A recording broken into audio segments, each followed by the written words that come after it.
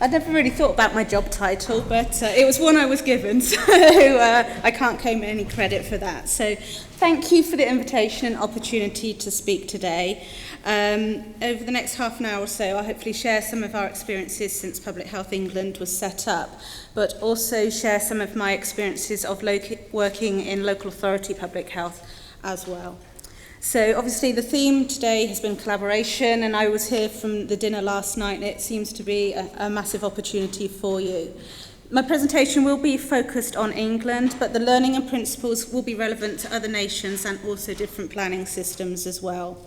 I'm very conscious I'm here as a public health person. I know there are 2 other public health people in the audience, so if I do use acronyms, do correct me and do ask questions as well. So I have tried to take that into consideration when doing this presentation.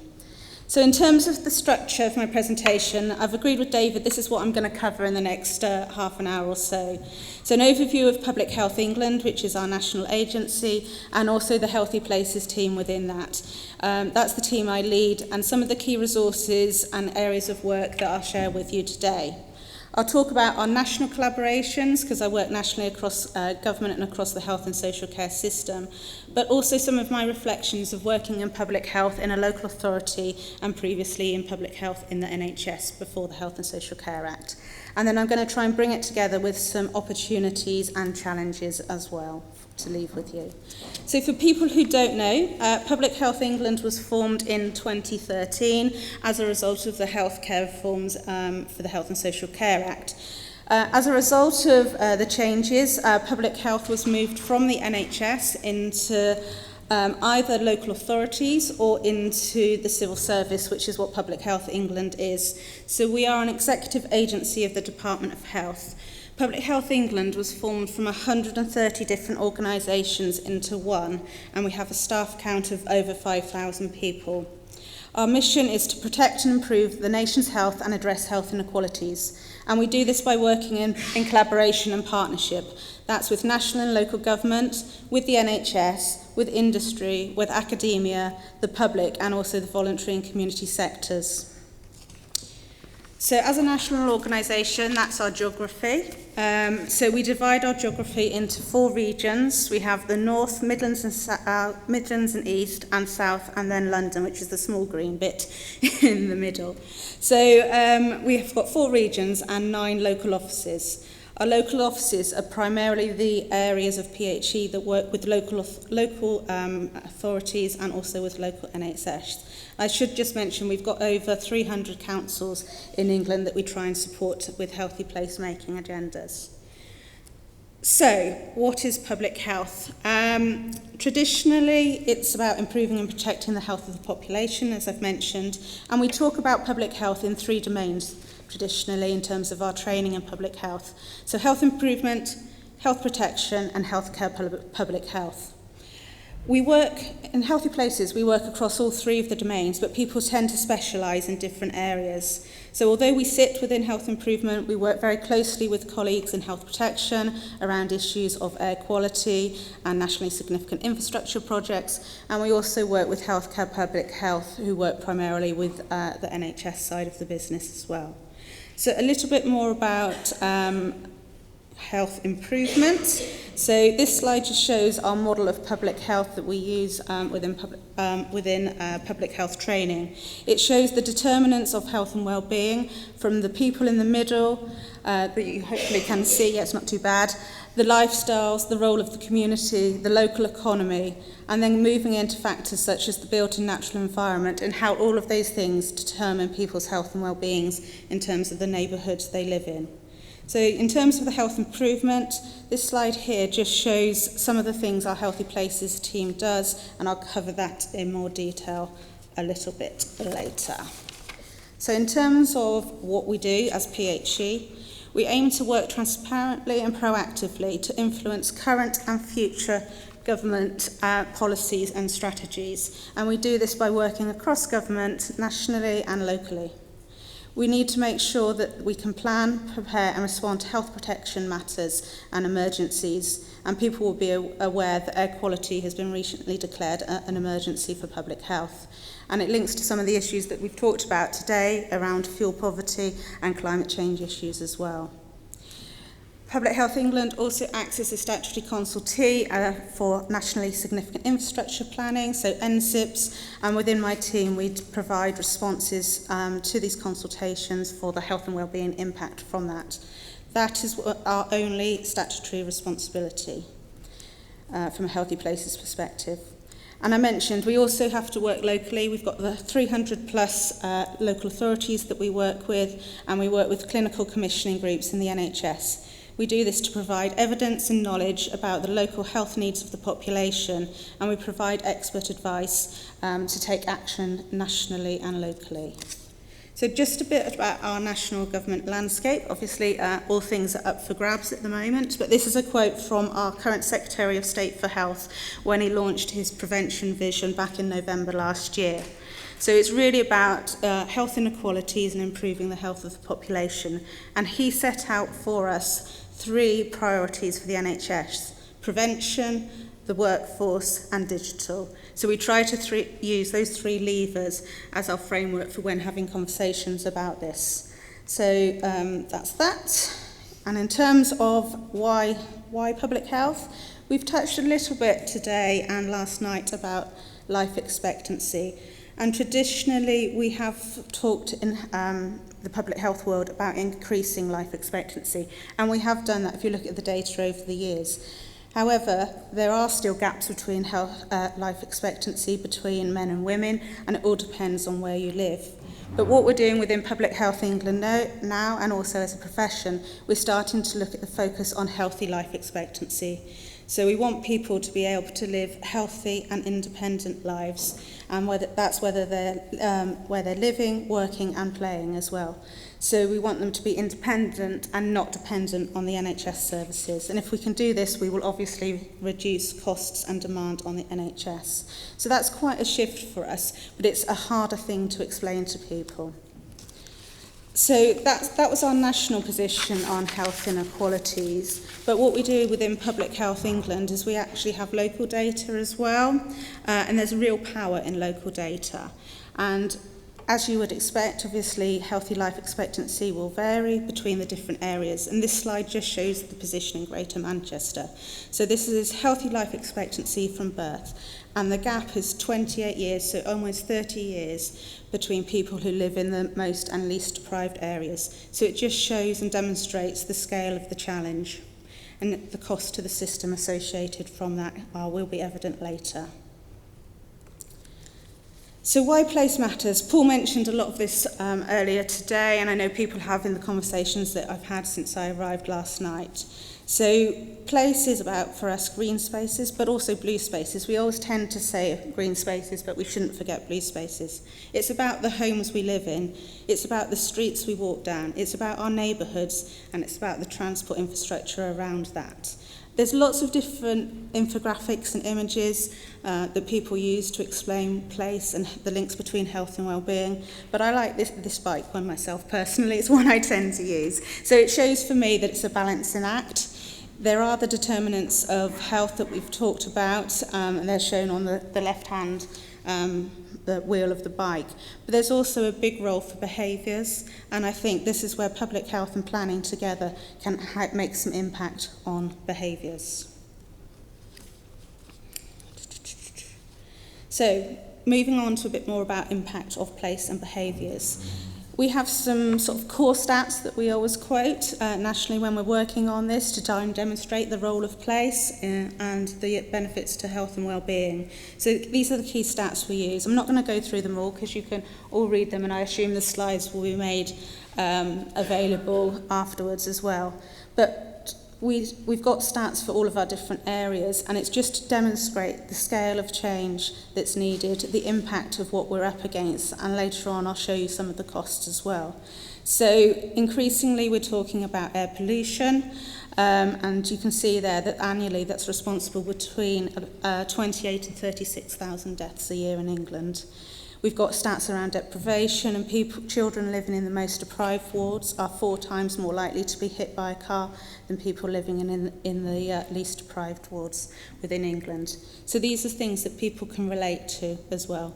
But we find it really useful to have consistent messages around place, and that would be something I would certainly encourage you to do if you don't have them for your area, either locally or nationally.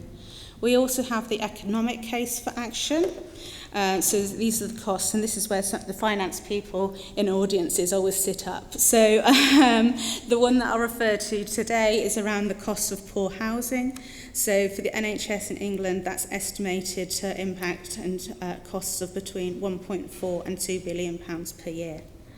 That speaks for itself. So there's lots we can do, and this just, again, demonstrates how we can, if we can work together between health and planning, we can deliver improvements for the NHS, but also for the residents that we serve. And I think, having been in this post for about a year now, it's thinking about the different levers as well. So thinking about the horizons, thinking about the hot topics, what's on the Daily Mail or the latest headline. And air quality does seem to have a movement, as does sustainability at the moment as well. And people know what they need to be doing, but it's about encouraging people to do that.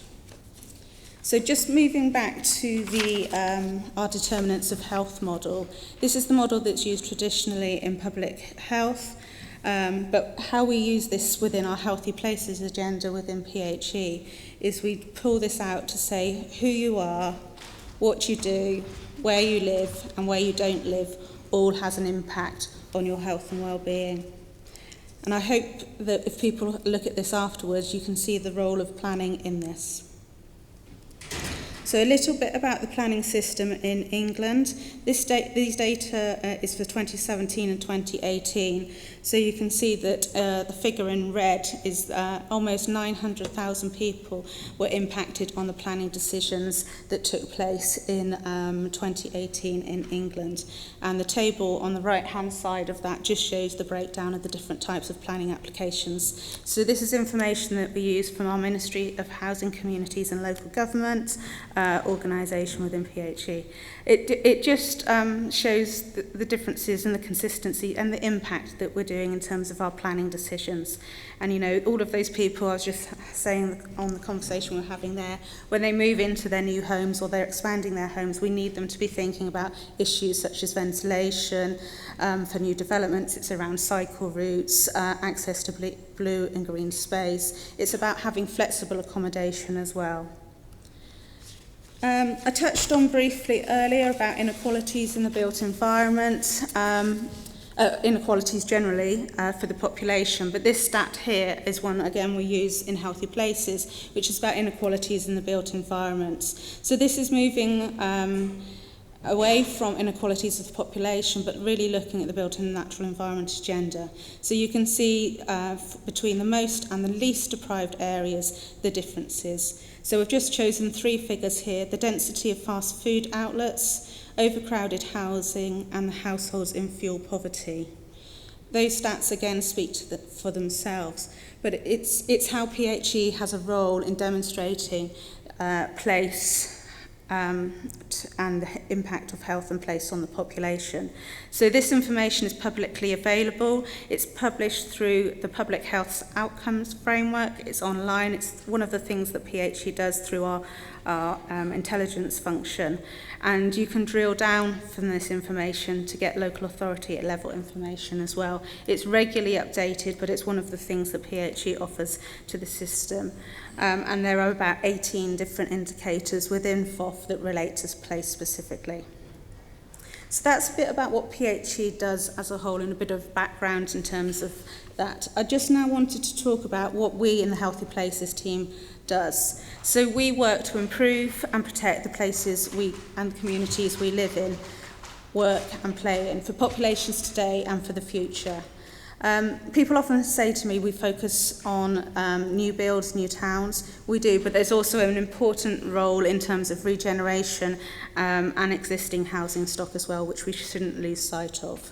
So that's the Healthy Places team. We are a small national team. There's 10 of us in total, but that includes a number of people who are fixed term or part-time as well. We sit within the Health Improvement Directorate within Public Health England, and we work across government and also with local government as well. So we have within my team 5 programme areas of work. Spatial planning, so I have Michael Chang, who is a planner by profession. He's recently joined our team, and he leads the spatial planning programme within Public Health England. I won't go through all of these, but I will just touch on some of the work Michael's leading on at the moment, so just in terms of the current work programmes that may be of interest. We produce a large number of pieces of evidence and resource. It's one of the core responsibilities of Public Health England. But what we're really looking to understand in the last couple of years is actually the impact of these resources that we're producing and the policy into practice. So I'll talk about a GRIP project a bit later. We're also looking to share some of the learning of pilots and demonstrator sites that have happened around London super zones, so 400 metres around schools. So some learning that's been done from London, we want to roll that out nationally as well, so for different urban areas. And also looking to provide some position statements really on some key topics, and again nationalising a Southwest resource that was produced around planning healthy weights. I mentioned earlier about NSIPs. We produce the health and wellbeing responses to that for PHE. We have a housing programme, so looking at housing standards and regulations, but also providing some e-learning for healthcare professionals. And we have a memorandum of understanding for housing and health, which is signed up by about 30 different agencies nationally. We're increasingly working with organisations including DFT, so Department of Transport, around cycling and walking, and making those links between health and highways. Natural environment, we have DEFRA, which has produced the 25-year environment plan. So increasingly we are working with DEFRA and Natural England around green infrastructure standards and some projects to really look at how mental health and access to green and blue space can bring health benefits, and how we can incorporate that into the planning guidance from 2020 through some green infrastructure standards. And alongside that, I've got a 6th strand, which I never quite know, should I show it there or should I show it as a cross-cutting one? We have an obligation and responsibility to facilitate, to have regular communications, to support local events, and we do this in a number of ways, and I'll come on to some of those a little bit later. So I think I've covered most of that already. So we are a specialist team. We provide resource and support to PHE, so across PHE, so to different departments, and I was speaking to someone earlier, so we link closely with the obesity, diet and physical activity team, we link with our quality colleagues, we link with the older people team. So we have a responsibility to work across PHE, but also to work with other government departments and locally as well. So we need to find levers, and mental health for us is a massive issue, as I'm sure it is here in Scotland, and so alongside, it's finding those areas that we can present a case for change and hook onto those different levers where we haven't necessarily got them ourselves. So how do we do this? This is a diagram. Oh, it's not too bad. We have 5 ways of working effectively. So we build networks and relationships locally and nationally, and we work with other teams across PHE. We provide evidence and reviews and briefings, and that's a responsibility. That's something we do once for PHE in the public health system. We try to build capacity through development of skills, and we do this through supporting training events nationally and locally. We provide system support, leadership and advocacy, so we influence national policy and also look to make change locally. And communications to this is very key. That's internally with PHE, and the role of digital is really key to that, and I'll come on to that again later. So I just wanted to pull out a few key resources that we've produced since being a team in 2013. A key resource for us is the Spatial Planning for Health Evidence resource that was produced in 2017. It was an umbrella review. It came up with the 5 themes here. So neighbourhood design, housing, healthy food, natural and sustainable development, and transport. This resource was produced for planners and for those people working in public health, and it was really trying to identify the key areas that had an impact on health and well-being. One of the things that the feedback that we've had is these sorts of images and diagrams that I'll show you now have been really helpful in terms of starting conversations. It doesn't matter where you are in the system, but you can use them wherever. So it just takes those 5 themes that I outlined on the previous slide, and under each of those themes we've got some principles that we've agreed, looking at the evidence, are really key.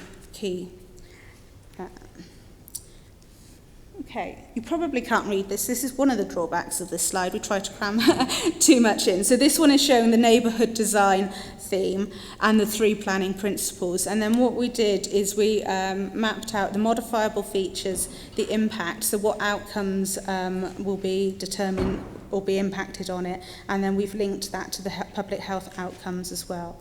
So this really tries to pull out that for neighbourhood design, the planning principles and things that can be modified, and where you can then expect to see an impact in terms of health outcomes. So I know they're being used within England, and we've had some really positive feedback on that. Sorry, I should have clicked those earlier. Bear with me. And as I mentioned, GRIP is one of our projects. So we've produced these resources, but are they being used? We do get good feedback, but we wanted to know a bit more.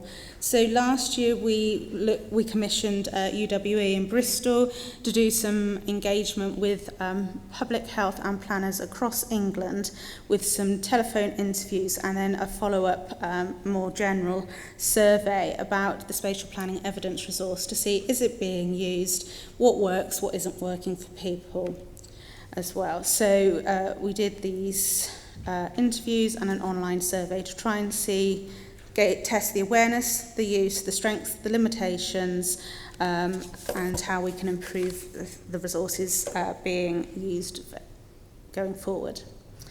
We haven't got the final report yet, but here are some provisional findings.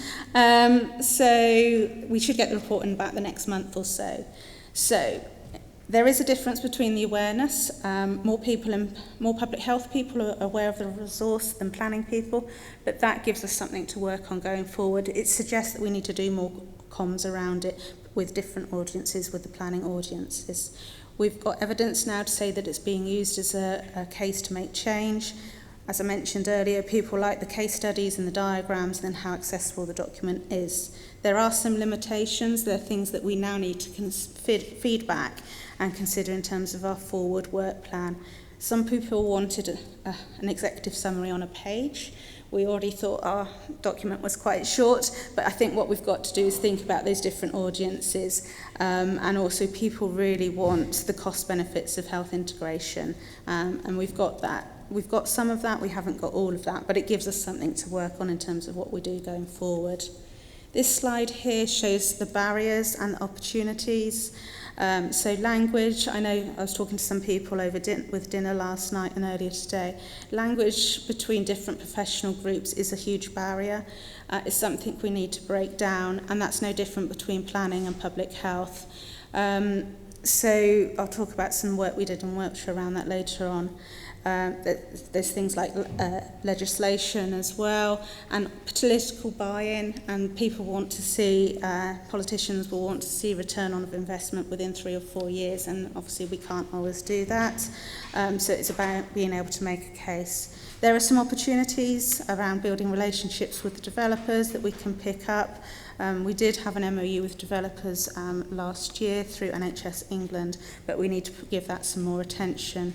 We need to simplify what we're trying to communicate and recognise the different audiences that we're trying to communicate to as well, and how we can integrate health into local plans.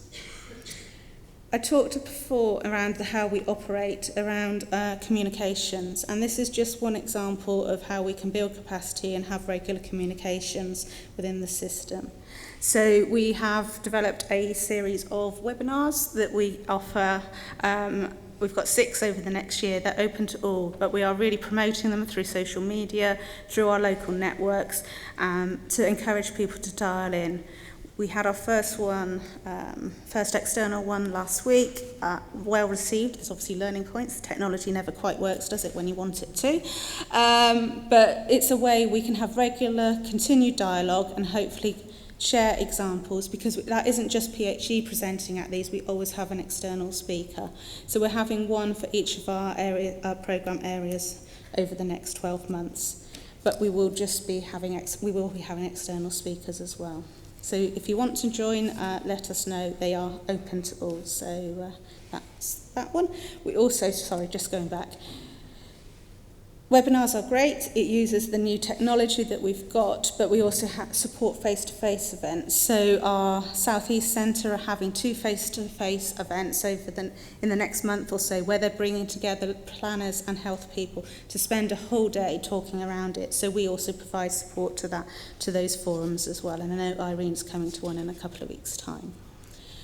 Communications, I'm going to keep coming back to communications, it's really key. This is just an example of an opinion piece we did in the Planner recently, talking about why public health and planners should work together. This was our first real opinion piece that we've done. We obviously do newsletters, we have a community of practice, we do blogs, we have forums through Public Health England which include Public Health Matters, and there'll be one specifically on housing later this year. But regular communication is key for us, and this is just one way that we're doing it.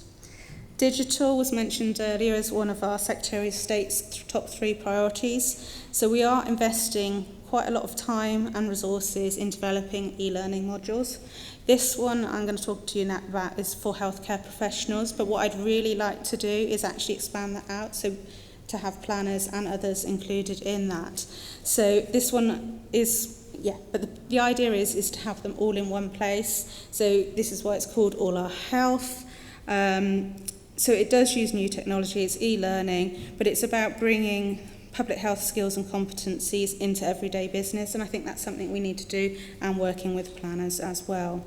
And I know Paul this morning was talking about does he have the right skills to have those conversations locally? And I just wanted to pull out at this point that within our public health training, we do have to demonstrate our ability to network and facilitate and have local conversations, and to shift the conversations from deficits to community assets. Again, when I talk about Wiltshire, I can do that in a bit more detail. I'm going to skip over some of these slides. That just shows you some of the different topics. There's homelessness is covered, and then housing is going to be, was just being finalised. We're just doing beta testing for that at the moment. We produce these with an organisation called Health Education England, which is in the NHS. But the feedback is people do like them. It's about learning on the job as opposed to formal training, which also is important as well. The next step for these is to make these interactive, so that you can click on the town landscape and then go into it and find a bit more information. It's drawing on information and resources that were already available, but it's putting it into one place and something that's accessible, and people can do it their choice. They can choose when to do it as well, as opposed to having to commit to a set time. This slide just moves us back on to other resources that we've produced. We've got way more resources. We're great at producing resources, but what the purpose of this slide was to really pull out the fact that who we're producing things with. What we try and do is not produce documents in isolation, so not just PHE. And this slide shows some resources that we've produced around the planning agenda with others. So we've got the active design resource, which was produced with Sports England. Planning Healthier Places was produced with the TCPA. We work very closely with NHS England on Healthy New Towns. We also work with academic bodies as well, which was the Healthy High Streets resource as well. So one recommendation I would make is do try to produce resources, if you are going to produce them, with others. They will appeal to a greater audience. We do a lot around bringing people together and building relationships. So we have network events and we facilitate those. We have round tables, and these can be informal and formal opportunities to bring people together. They can be local or national, and they could be, local can mean many different things as well. So this was just an example of a round table that we had. It was a short meeting, but it was really to physically bring people together, share work plans, share knowledge, and try to identify where we could work together going forward.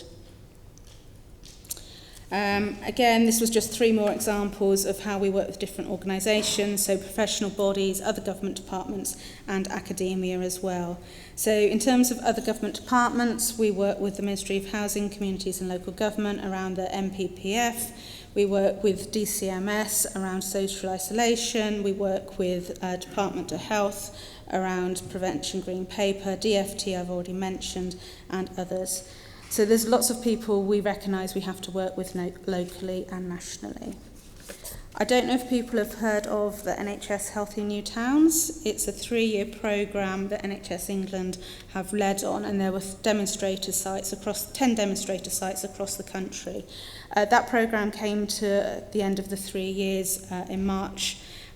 This is a 1-page summary of what the findings were and the 10 principles that came out around that about how to putting health into place. So there are 10 principles around that, and there will be a full report coming out this summer. But effectively the message is plan, design and provide. So that could be a useful framework to use as well going forward. Cross-government side of things, these for us are 2 key national levers. The long-term plan, so a 10-year long-term plan for the NHS, and the lens of that has widened. So it's not just the medical clinical side of things. There is now a focus on wider determinants as well. So we need to use and build on those, as well as our Prevention Green Paper that should be coming out this summer, building on the Secretary of State's vision that he did last year. Locally, local authorities have responsibility in England to produce a joint strategic needs assessment that looks at the current and future health needs of their local populations. From that, they then produce joint health and wellbeing strategies, and obviously people in the audience will be familiar with the terms local plans as well. So this diagram just tries to show the links between health and wellbeing and those strategies and some of the local levers as opposed to national ones that I've focused on so far. This is a slide that, too many clicks, that just shows planning and health today and brings together the data, the evidence, the plans, the planning decisions, and where those fit with the joint strategic needs assessment, with the health and wellbeing strategies, and with health expertise. And at the bottom, you've got the health inequalities that I mentioned earlier, and also the fact that, again, on the conversation we were having earlier with someone today, was about we're looking at all different ages and all different populations. So in public health terms, we say that's across the life course. So that just tries to show the link between planning and health. The MPPF is our National Planning Policy Framework, last updated in February this year. We are consulted on amendments to that, and obviously we want to retain a focus on health and wellbeing, and particularly around inequalities within that. So we do work closely with MHCLG, and we're meeting with the Chief Planner fairly shortly to discuss further changes. That's the contents of the MPPF if people want to have a look at it. And this slide is just the key references from the MPPF that we come back to. So again, it's about coming back to core messages, core narrative. So these are the things that are most pertinent for us around local health needs and wellbeing in our current MPPF. And underneath the MPPF is the planning practice guidance for health and wellbeing. So we've tried to map the MPPF. We've gone through the MPPF to pull out all the different references to health and wellbeing, but also in terms of developing and reviewing local plans. So a bit of a checklist for us that we can come back to. So when people say what's in the MPPF, that we can do that. In terms of local plans, when working with local authority teams, we really encourage people to know what their local plan is, what it's published and what it says. And if it doesn't include health and wellbeing, to work closely about future reiterations of it. So it's not just about now, but it's about the future as well. I wanted to draw people's attention to this. So it's a bit of a different slide. So this is one that is a slide that takes information from the TCPA State of the Union report. It shows by sort of large geography, so southeast, southwest, and the 9 different areas that we work on, the number of health and wellbeing strategies and local plans that take health and wellbeing into account. You can see the different headings that go across the top.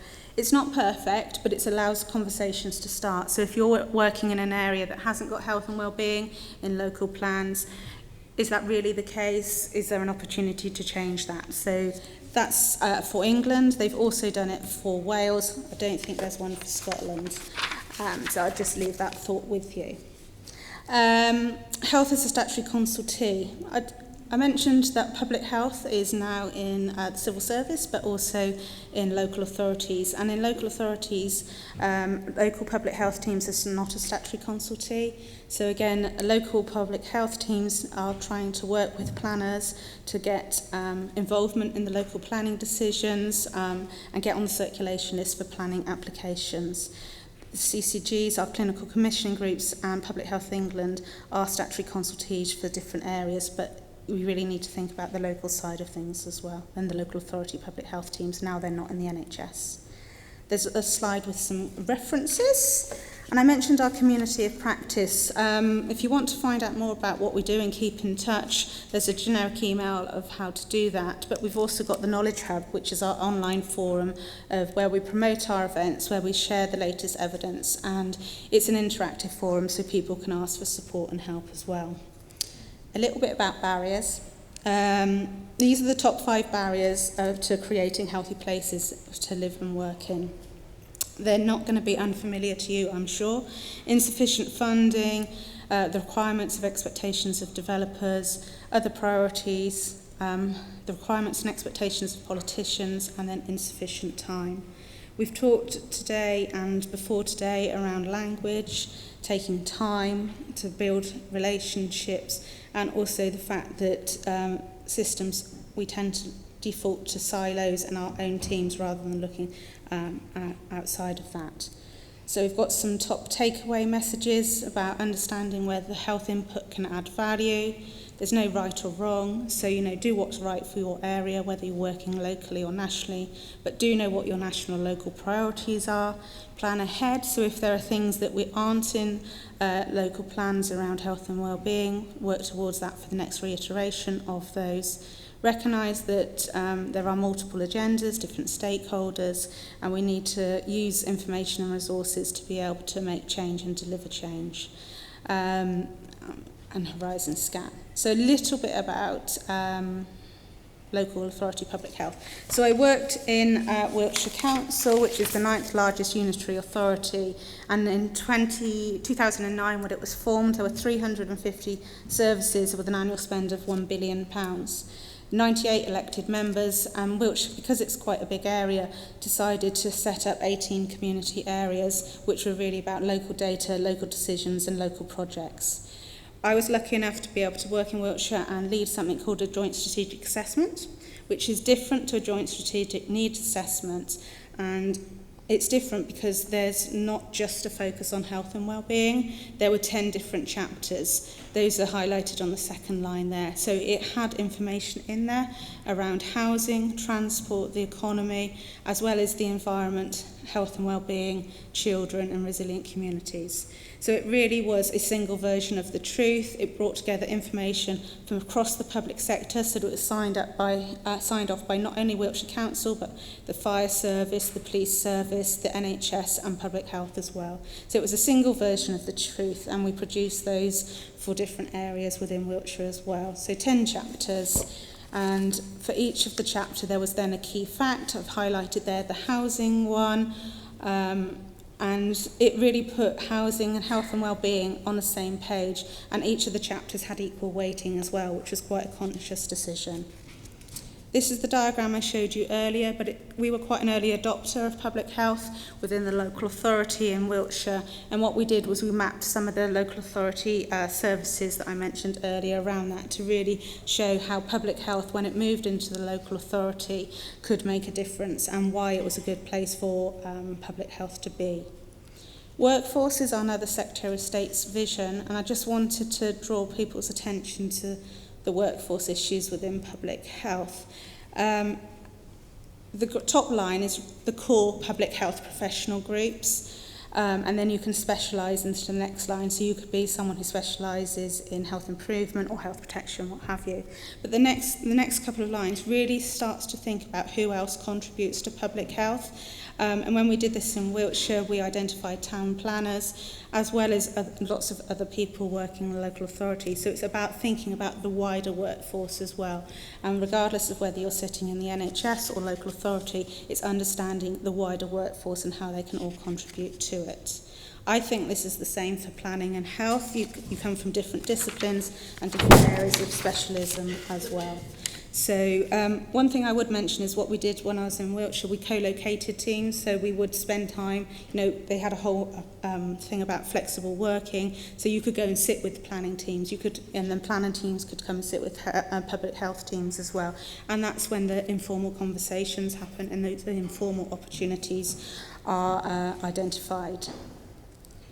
Partnerships, this is just some of the people, the organisations that were involved in our public health programme, and it just shows the breadth of those. So not all of them are public sector, but we had close links with the Army, the prison service, as well as some voluntary sectors as well. So it just shows the complexity of the areas that we're working in.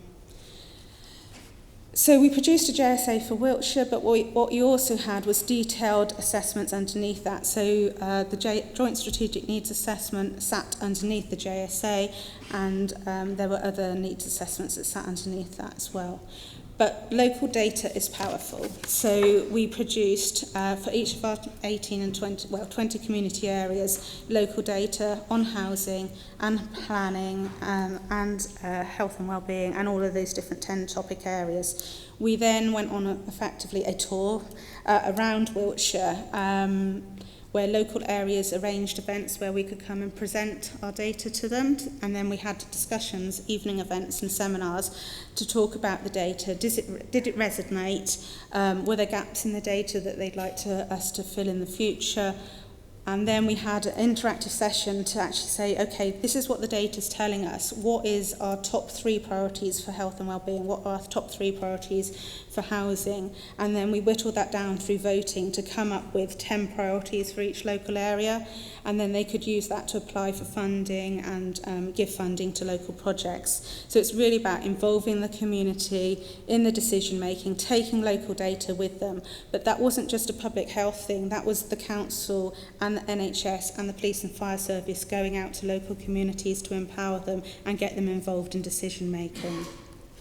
So that slide just tries to bring that all together. So what I would end on in terms of the local authority side of things, the Health and Social Care Act didn't tell us what or how to do it. We had to come up with those things ourselves, and we couldn't always wait for the guidance to come out either. So it was great to be able to work in Wiltshire and try and get some of those links between health and planning onto the agenda. And I would just leave you on health in all policies. We were in a local authority, and we needed to get health decisions being taken and considered in all of our strategies and policies that were going through Wiltshire Council. And we did manage to achieve that through a checklist, which was a great progress. It meant we had to respond to lots of consultations, but in a good way. So, to try and summarise, there are challenges. I've touched on some of the challenges. We're not perfect. There's lots we can learn and we should have done differently, but it is the public health reform that you have is an opportunity. Don't start from scratch is another message I would leave you with. There's lots of good work, networks and conversations that's already happening out there. Yes, you do have to think differently if you're working locally to nationally, but there are massive links between the two. Just a couple of things, we do an exercise sometimes when we're working with planning and health people or with public audiences to get them to draw what a healthy place might look like, and that can be fascinating. But conversely, you could get people to draw what an unhealthy place looks like. And I know within London, around the Obesity Task Force, they're working with Lego to get children to build what a healthy place would look like, with adults observing that. And again, that's being shown as a really powerful and innovative way of delivering change. Some of the tools and options you have available, yes, it's complex. Yes, there's lots you could do, but collaborate. I've got just an image of a Venn diagram. When we joined public health in the local authority, we brought people together and started talking about our different work plans and then mapped that out into a Venn diagram, because we found we were all doing stuff around domestic violence or active travel, and you could then start to see where people can lead work together. Recognise things do take time, do scan the horizon, so you do have to think about the short term, but do try and think about the longer term. So what do you really want to do in the first couple of years, and what can you do in the future? Think nationally and locally, and then think about your operating model in terms of the how. Something we did within local government in England is peer review processes. And yes, they take time, but they do share lots of learning, another opportunity to learn from others. So there may be something around peer review processes for planning and health. And in terms of mapping your stakeholders and your levers, we found it quite useful to use a model called RASCI, which is about thinking about who's responsible, accountable, who supports a process, who needs to be communicated with, and who needs to be kept informed. It just helps to think around all the multiple stakeholders that might be involved in a decision, but thinking about the different roles. So it might be people you just keep informed, it might be people you need to be more actively engaged in things. So there's some questions I'm going to leave you with to work through for your local areas if you'd like to. Think about levers, thinking about data, who you want to influence. From our offer that I can leave you with today is you can join you can access all of our resources, they're all available online. You can join our webinars. We're very happy to share when we have our final report in terms of our research findings with getting research into practice and other research projects that we've got underway. And I think there's something around developing links with Irene and others around exchange of knowledge and experience and participation at events. So that's an offer from the Healthy Places team. Just to recap here, because I'm conscious of time and I'm stopping you from lunch, is mapping your levers and horizon scanning. What does good look like for Scotland? I think that's a really quite key question for you. It's something we're starting to now use the term in Public Health England, what does good look like? Obviously, you've got the opportunity of the public health reform. Who are your local champions? Who are your national champions as well? Do you want to consider a State of the Nation report for Scotland in the same way the TCPA have done for England and Wales? How do you get planning data into needs assessments within the local authority and the health side of things together on a level pegging? Do you have a community of practice? How do you go about creating a community of practice, and the role of regular communication and engagement? This isn't just a do once, this is a continuing to take messages out to people in and using different channels to do that and for the different audiences. So, collaboration between public health and planners is key at all levels, locally and nationally. So we must work across organisations and across systems to create and build and redevelop healthy and sustainable places. Good luck with your journey.